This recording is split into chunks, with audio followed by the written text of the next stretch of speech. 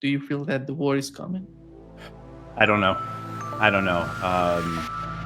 I for one thing, I don't think that the U.S. and Israel have been able to build enough THAAD and Arrow and SM-3 and Patriot and other interceptors, these air defense missiles in the last 4 months.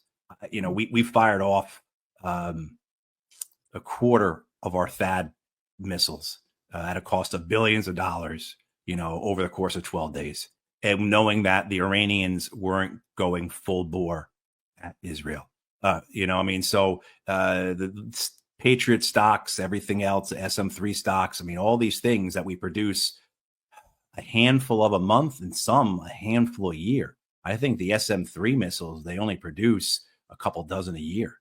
These are very important air defense systems that we can't replenish quickly.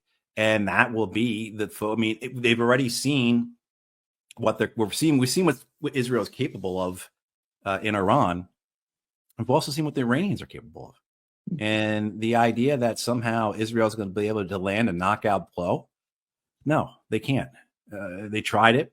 It was a sneak attack. They got away with it. They did pretty good. They killed a lot of military leaders. They almost killed the president, but if they did, what does it matter? There's a meeting this past week with the president of Iran, with many of our contemporaries and colleagues. Max Blumenthal was there, and Scott Ritter, and Judge Knapp, and others, Jeff Sachs.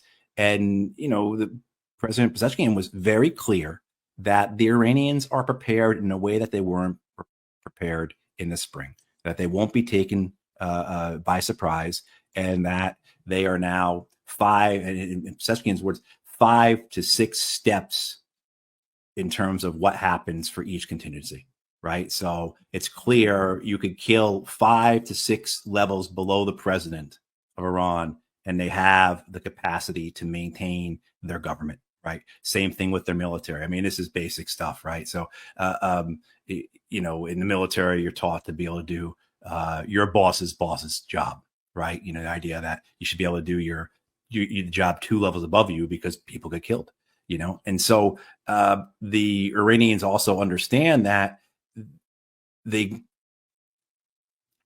effect that they had with their missiles was just starting to appear against the Israelis and the Americans. And so for the Iranians had that effect on the Israelis and Americans. And so for the Iranians going forward, then the idea, I believe, would be to lengthen out any conflict, to stretch out the conflict, to make the Israelis and the Americans exhaust their air defense stocks, their air defense missile stocks, so that they then become vulnerable.